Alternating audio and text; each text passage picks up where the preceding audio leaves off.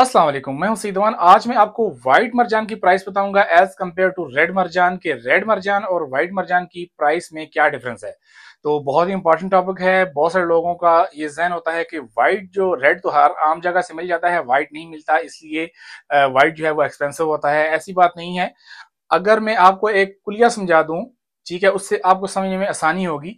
10 carat का मरजान अगर top quality का बहुत अच्छे लस्टर में रेड कलर में आपको 80,000 पाक रुपीज में मिलता है, तो वही मरजान 10 कैरेट में अगर वो वाइट है तो बहुत अच्छा है, यानी कि खूबसूरत पीस है, अच्छी कटिंग में है, तो वो आपको 80,000 का या 1 लाख से ऊपर का नहीं मिलेगा। बल्कि आप ये ध्यान रख लें कि आपको कम से कम 40,000, 30 से 40,000 के दरमियान आपको मिलेगा। यानी कि आप ये एक्सपेक्ट कर सकते हैं कि इनकी प्राइस का डिफरेंस कम से कम हाफ होता है एज कंपेयर टू रेड मर्जान। उम्मीद है ये वीडियो आपको अच्छी लगी होगी।